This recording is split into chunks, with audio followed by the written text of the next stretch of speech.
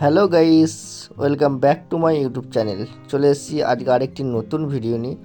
ভিডিওটি হচ্ছে সকালবেলায় ঘুম থেকে উঠে দেখি ব্রেকফাস্ট কিছুই নেই, তা কী দিয়ে ব্রেকফাস্ট করব সেই চিন্তা ভাবনা করে দেখা গেলো ঘরেতেই গাছ রয়েছে, বেগুন গাছ থেকে দুটো ফটাফট বেগুন তুলে নিলাম। আর এই কোন বেগুনগুলো নেবো তা চিন্তা ভাবনা করতে একটু দেরি হলো, যাক দুটো বেগুন পেয়েছি। তাই বেগুনগুলোকে তুলে ভালো করে ধুয়ে একটু মোছামুছি করে নিলাম। তাই বেগুনে আজকে ভর্তা বানাবো। তা বেগুনগুলোকে সুন্দর করে মুছে একটু তেল মাখিয়ে দিই। তেল মাখালে কি হয়, খুব সুন্দর পড়ে বেগুনগুলো।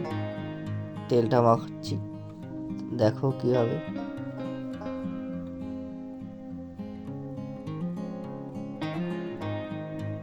বেগুনগুলো তেল মাখানো মোটামুটি কমপ্লিট, শেষের দিকে। তারপরে সুন্দর করে বেগুনগুলো আস্তে আস্তে লম্বা লম্বা করে চিড়ে দিই, যাতে খুব সুন্দর সিদ্ধ হয়।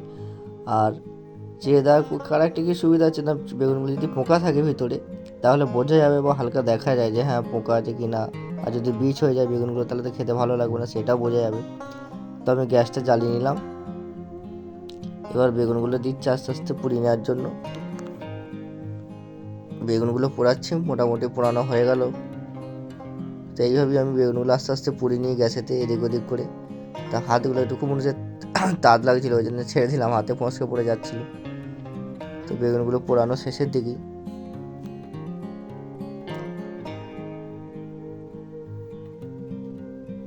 বেগুনগুলো পোড়ানো হয়ে গেছে, এবার চুলাটা বন্ধ করে আমি নামিয়ে নিই। এবার বেগুনটা মাখা করার জন্য দেখছি লঙ্কা শেষ হয়ে গেছে, ওই জন্য আমি বললাম দুটো লঙ্কা তুলে নিয়ে এসো। তা ও গেল গাছ থেকে লঙ্কা তুলতে। এই গাছগুলো বাড়িতে লঙ্কা বেগুন এই গাছগুলো সবই লাগানো আছে। ও গিয়ে লঙ্কা দেখে দেখে খুব সুন্দর যে লঙ্কাগুলো ভালো শক্ত হয়ে গেছে সেইগুলো ঝাল হবে, সে দেখে দেখে ঝাল ঝাল লঙ্কা কটা তুলে নিয়ে এলো বেগুনগুলো মাখার জন্য।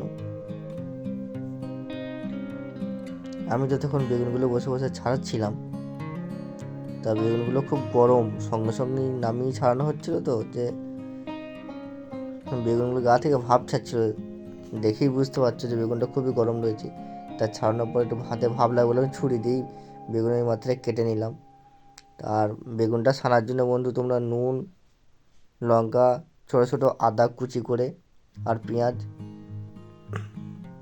দিয়ে সুন্দর করে লঙ্কাগুলো দিয়ে মেখে নিলে খুব সুন্দর টেস্ট হয়। তা আমি যেইভাবে মাখছি বন্ধু, তোমরা এইভাবে মেখে দেখতে পারো কেমন টেস্ট লাগছে। আর যতক্ষণ মাখা হচ্ছে ততক্ষণ বন্ধু তোমরা এই চ্যানেলে নতুন থাকলে চ্যানেলটা সাবস্ক্রাইব করে দিও, একটা লাইক কমেন্ট করে দেবে, কেমন খেতে লাগছে সেটাও বলবে। আর লাস্টে একটু তেল দেবে, সর্ষের তেল ওপর থেকে দিলে কি হয়, খুব টেস্ট ভালো হয়। সব শেষে দেখি খেয়ে টেস্ট করে কেমন লাগছে। ঠিক আমি খাচ্ছি সেই সময় মা পেছন থেকে বলছে কেমন হয়েছে।